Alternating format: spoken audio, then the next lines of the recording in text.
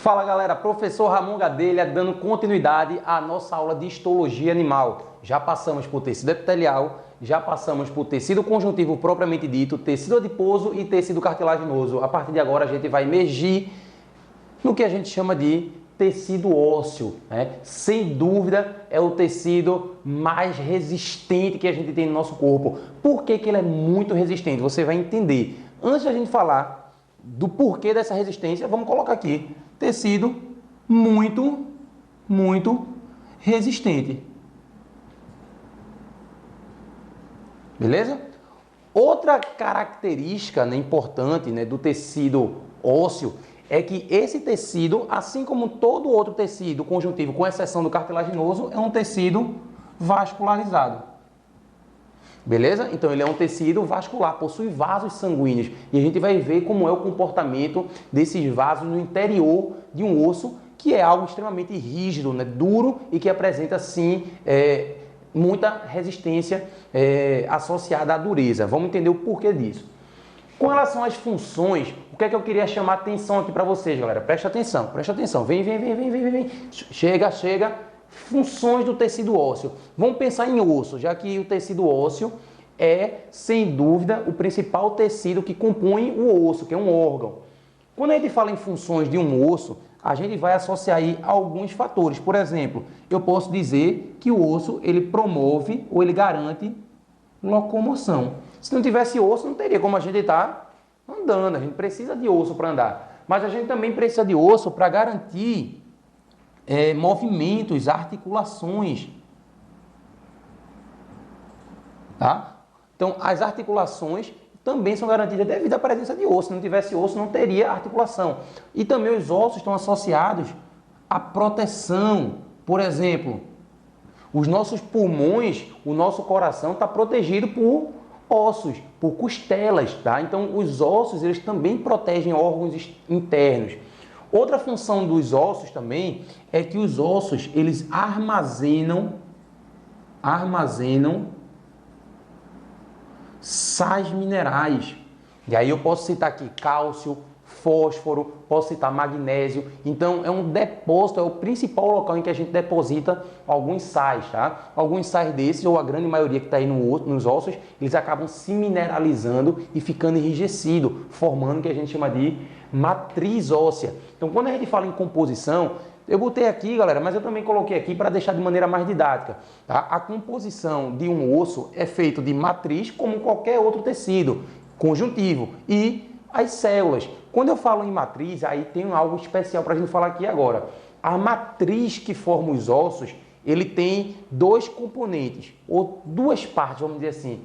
Existe uma matriz que é inorgânica e uma matriz que é orgânica. Quando eu falo aqui em matriz inorgânica, aí, galera, presta atenção. Eu estou falando aqui de, principalmente, o principal componente dos ossos é um mineral chamado de, olha o nome do cara, hidroxiapatita. A hidroxiapatita é feita principalmente de fosfato de cálcio. Mais de 60 a 65% dessa matriz inorgânica é de hidroxiapatita, que é o que torna esse osso endurecido, beleza?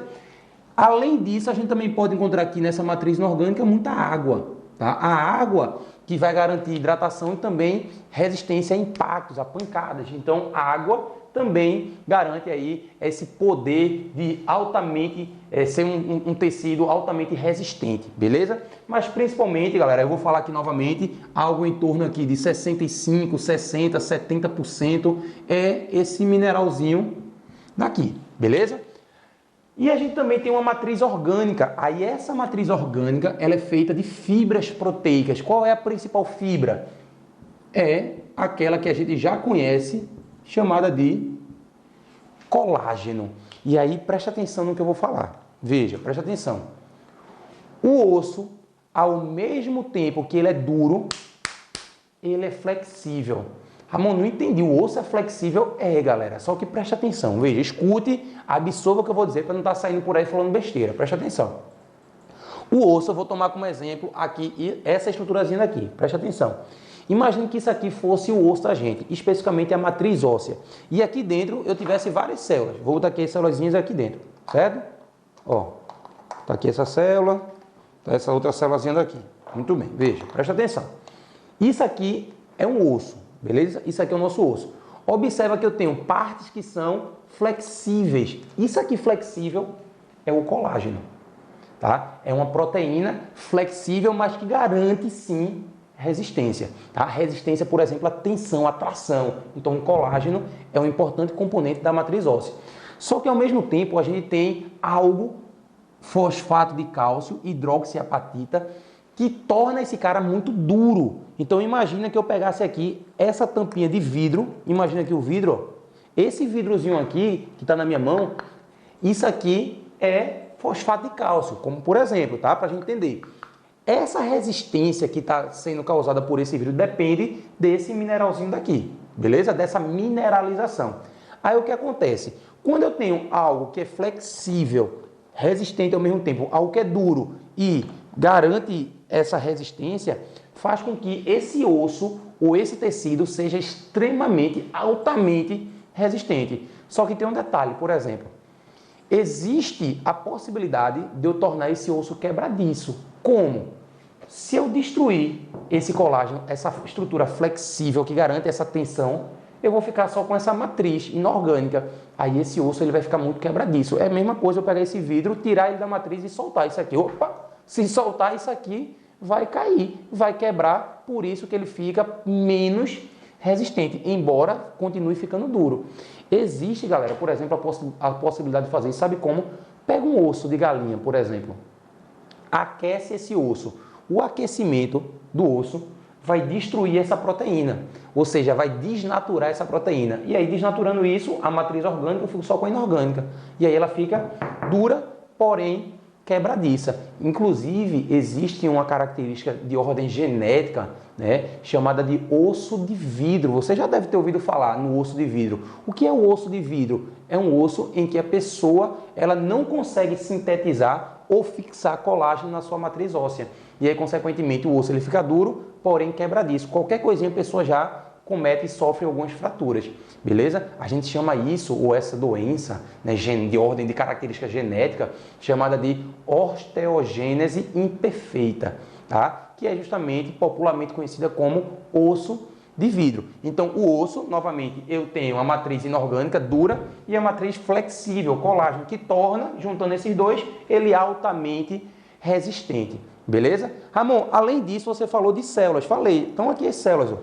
A primeira célula, vou colocar aqui, ó. A primeira célula, ela é chamada de células osteoprogenitoras. Essas células osteoprogenitoras são células, tá aqui, ó, células osteoprogenitoras. São elas que vão amadurecer, se diferenciar e formar um grupinho de células. Vou botar de azul aqui. São as células chamadas de osteoblastos. Ó, blasto é jovem, é uma célula jovem. E esse osteoblasto é ele que vai formar, vou pegar aqui, do nosso osso aqui, ó, outra célula chamada de, olha, osteócito. Osteócito, novamente, o blasto é jovem, cito é a célula envelhecida. E a última célula que estava aqui dentro, vou puxar ela, tá aqui ela, ó, é a chamada de osteoclasto. Então, novamente, ó, é essa célula osteoprogenitora que forma o osteoblasto e é o osteoblasto que forma o osteócito, beleza? Galera, basicamente, eu queria que vocês absorvessem, por favor, essa ideia de que o osso é resistente devido a essa composição da sua matriz de colágeno e de matriz inorgânica, que é formado principalmente por fosfato de cálcio, tá? Inclusive, você pode também deixar o osso flexível. Ah, não é possível deixar um osso flexível? É. Se você colocar, por exemplo, um osso, pega um osso de galinha, coloca ele, por exemplo, num meio muito ácido, bota ele dentro de vinagre, por exemplo. Quando você botar ele dentro do vinagre, que ali é riquíssimo em ácido acético, aquela acidez, aquela queda de pH elimina ou destrói, né, dissocia esse sal mineral aqui, o fosfato de cálcio, e aí, consequentemente, sem esse mineral que deixa ele duro, apenas o colágeno vai ficar lá. Aí o osso ele fica realmente bem flexível, então você consegue ver bem exatamente a diferença ou a importância do colágeno estar associado ao fosfato de cálcio para garantir essa resistência, beleza? Agora, para a gente entender esse tecido com mais detalhes, segura aí que eu vou mostrar agora a anatomia desse osso. Mas para isso, vamos montar um esqueminha importante para a gente entender o que danado é esse osso, beleza? Segura!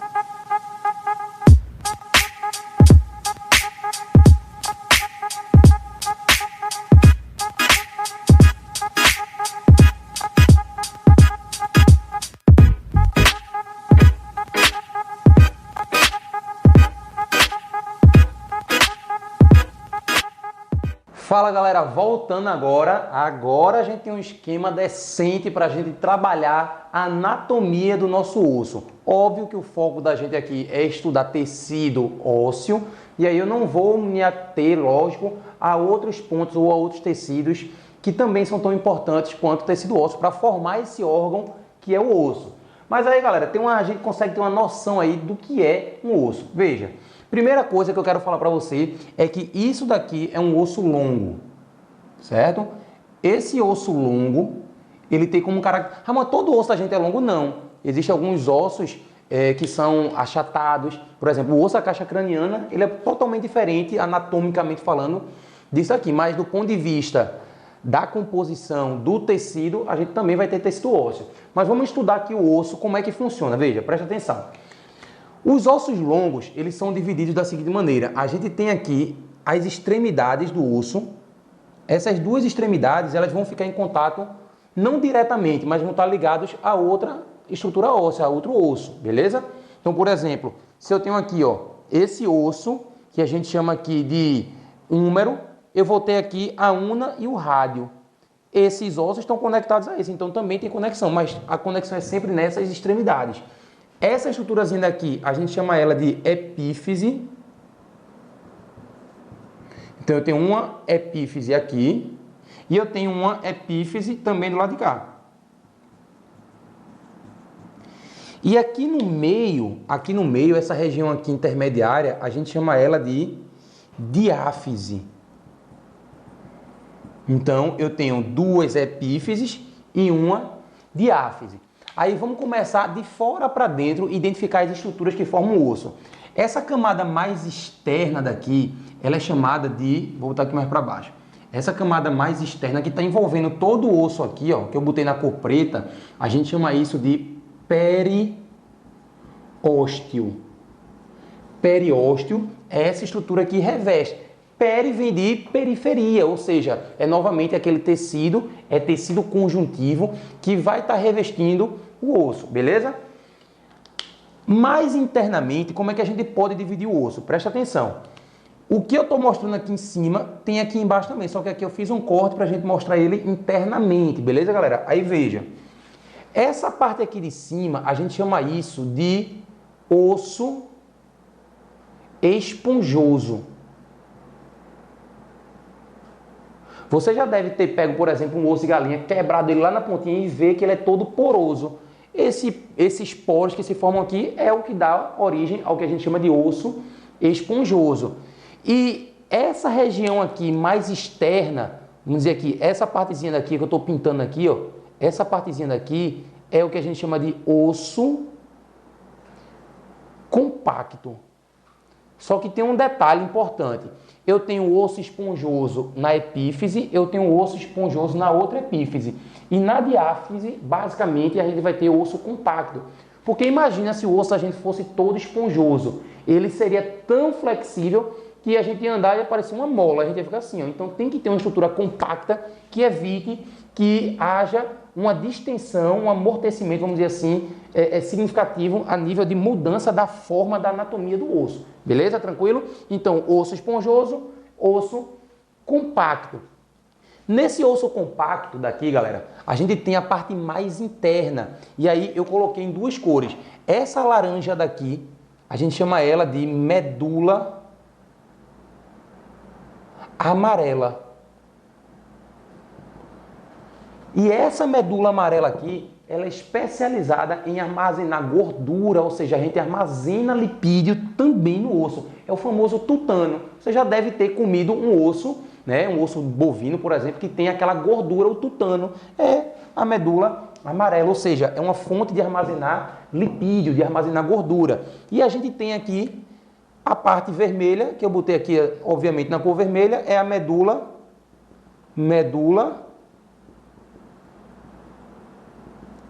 vermelha. Essa medula vermelha, vou puxar uma setinha para ela, que vai ser o nosso próximo tecido que a gente vai estudar. Esse cara daqui, ele é formado, ou ele é responsável por formar células sanguíneas. Ele é um tipo de tecido, olha, hematopoético.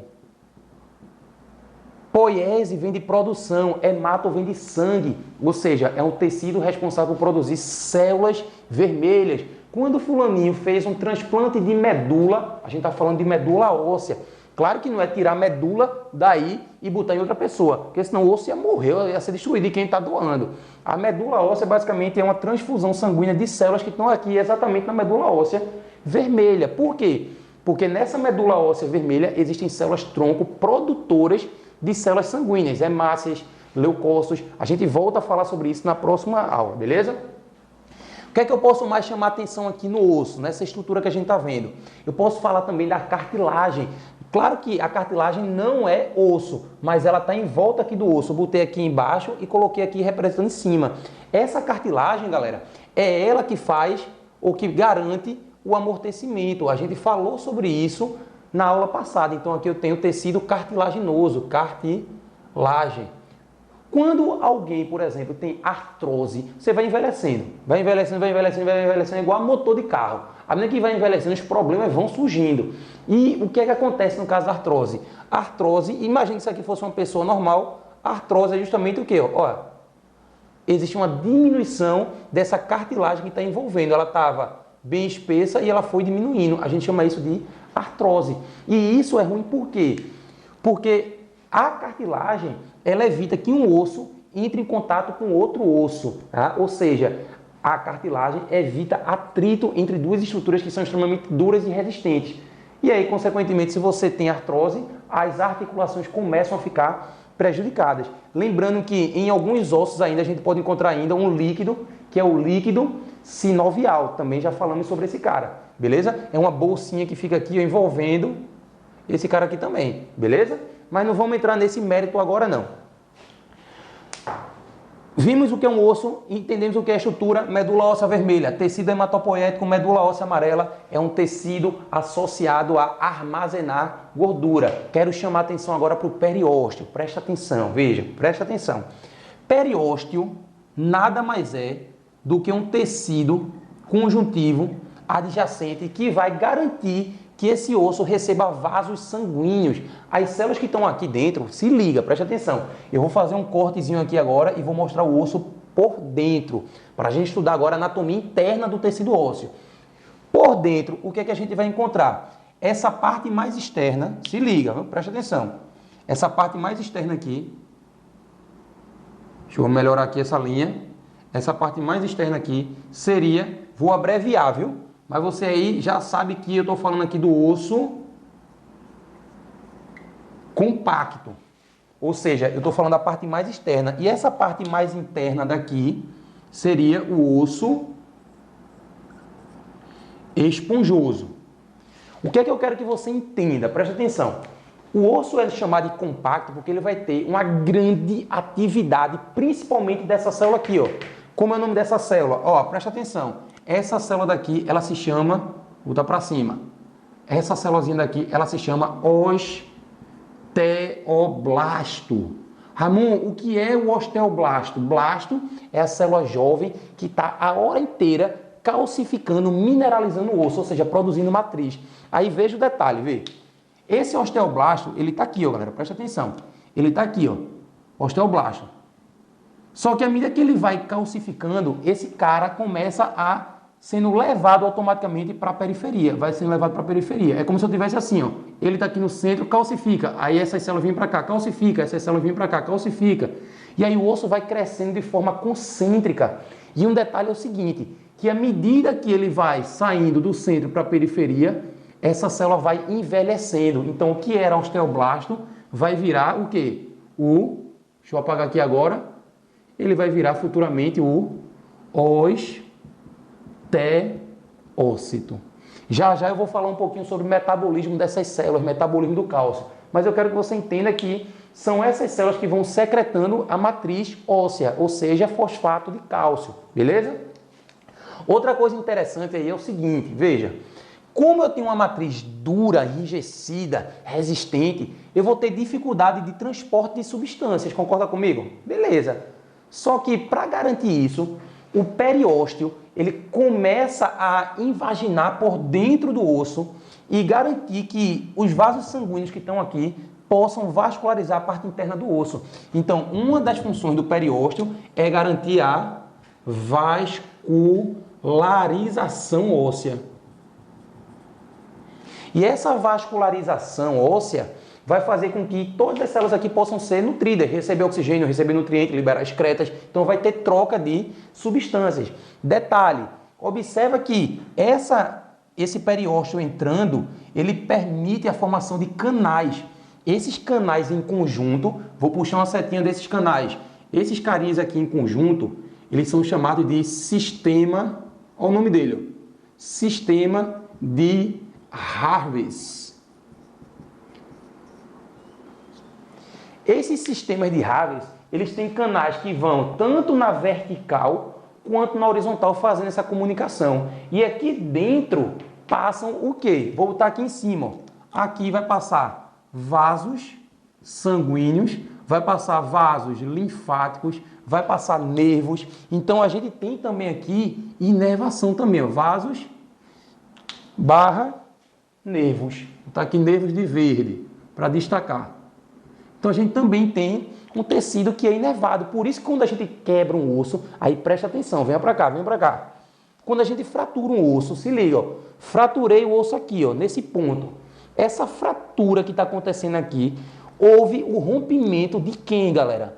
Houve o rompimento, ó, do periósteo. E esse rompimento do periósteo faz com que haja o alcance desse sistema de Harvey, consequentemente atinge nervos, por isso que a gente sente dor na hora dessa ruptura. Voltando para aquele exemplo, é como se eu tivesse a matriz, vou jogar as células aqui dentro, colágeno, joguei as células, vou botar fosfato de cálcio aqui de novo, e o periósteo seria o quê? O periósteo seria um envoltório. Imagina que, só um minuto que eu volto. Pronto, encontrei aqui o periósteo. O que é o periósteo? Seria esse envoltório que está garantindo a vascularização. E isso daqui é o osso. Então, de novo, vamos descascar esse osso. Periósteo, envoltório, garante a vascularização do tecido conjuntivo. Eu tenho aqui, me diz o que seria isso aqui, a tampa de vidro aqui, seria a parte dura, ou seja, hidroxiapatita. Eu estou falando aqui de fosfato de cálcio. Tenho aqui o colágeno, que é aquela parte mais flexível, e eu tenho aqui, o colágeno mais flexível e eu tenho as células, osteoblasto, células osteoprogenitoras, osteoclasto e osteócito. Isso é o tecido ósseo. Beleza, galera? Então tá aí uma pinceladinha para a gente entender o funcionamento e a anatomia interna do tecido do osso e do tecido ósseo. Só um detalhe importante é que a gente ainda pode dividir esse sistema de Harvey em dois grupos. Os canais que passam na vertical, eles são chamados de canais de Harvey. E os que passam na horizontal, eles são chamados de canais de Volkmann. Tá? Então eu tenho aí mais uma informação, mais um detalhe para você ficar completo, porque você é aluno Ramon Gadelha. Galera, alguma dúvida até aí? Eu sei que é muita informação, mas eu aconselho demais, por mais que não vá ficar tão artístico assim, tente montar um esqueminha, porque a gente aprende muito quando a gente bota a mão na massa. Beleza, galera? Tranquilo? Ainda sobre tecido ósseo, eu infelizmente vou precisar fazer o que aqui agora? Apagar essa arte. tá? Mas eu vou fazer um esqueminha para a gente entender rapidamente o metabolismo do cálcio, ou seja, como é que o osteoblasto e o osteoclasto eles atuam calcificando ou desmineralizando o osso. Segura um pouquinho aí, vou apagar e eu vou montar rapidamente um breve esqueminha, beleza? Fala galera, vamos voltar agora com esse novo esqueminha agora para a gente finalizar tecido ósseo com chave de ouro. E aí eu já trago alguns conceitos importantes de fisiologia humana, a gente vai estudar isso mais para frente no decorrer do curso, mas eu quero que a gente já possa ter alguns conhecimentos prévios de como é que funciona aqui o metabolismo do cálcio, já que a gente viu que uma das funções do osso é armazenar sais, principalmente cálcio, tá galera? E aí para isso é fundamental que a gente entenda essa estrutura e essa estrutura daqui, como é que elas funcionam nesse metabolismo do cálcio junto com células ósseas, osteoblasto e osteoclasto. Essa regiãozinha aqui, só para a gente se familiarizar, é uma região que fica aqui, ó, nessa base do pescoço, é a nossa traqueia, aqui eu tenho a laringe, e aqui eu tenho duas glândulas endócrinas, tá? A gente já sabe que uma glândula endócrina é uma glândula que ela não tem ducto secretor e a sua secreção cai dentro da corrente sanguínea. Mas quando a gente fala nessa secreção, ela tem um nome especial. Diz pra mim qual que é, vai? Essa secreção é chamada de vai? Isso, hormônio.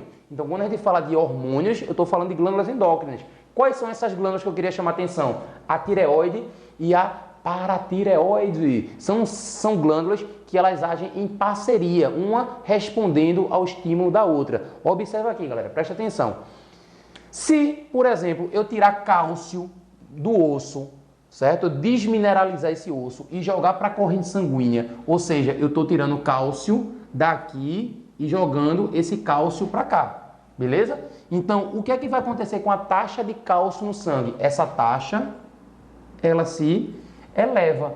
O nome desse processo, ou o nome desse mecanismo, ou torna o meio hipercalcêmico, ou seja, eu estou causando aí a hipercalcemia. Vamos traduzir?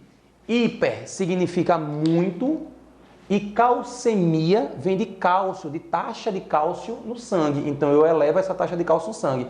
E você já sabe que cálcio é importante no sangue. Cálcio participa de coagulação sanguínea, por exemplo. O cálcio ele precisa ser levado para o músculo para que aconteça processo de contração e relaxamento. Então o cálcio é fundamental no sangue. Só que também eu não posso ter muito cálcio, porque senão o osso fica frágil e também isso vai alterar o potencial osmótico do sangue. Então para equilibrar isso, o que é que acontece? A tireoide percebe essa variação e ela elimina ou secreta, melhor assim dizendo, ela secreta um hormôniozinho, olha o nome do cara, ó, calcitonina. A calcitonina é um hormônio produzido pela tireoide que vai cair na corrente sanguínea, mas o foco desse cara é agir exatamente aqui, ó, nessa célula-alvo. Ele vai lá no osteoblasto e diz, ó, osteoblasto, tem muito cálcio no sangue, se arreganha aí, se abre, se torna permeável, aí o osteoblasto vai garantir que o cálcio, por meio dos seus canais de cálcio, possam entrar nessa célula e essa célula vai fabricar a matriz óssea. Ou seja, o osteoblasto, vou puxar uma setinha para cá agora, galera, presta atenção. O osteoblasto, ele tem duas funções. Uma é diminuir a taxa de cálcio, ou seja, esse cara, ele vai provocar a hipocalcemia, ok?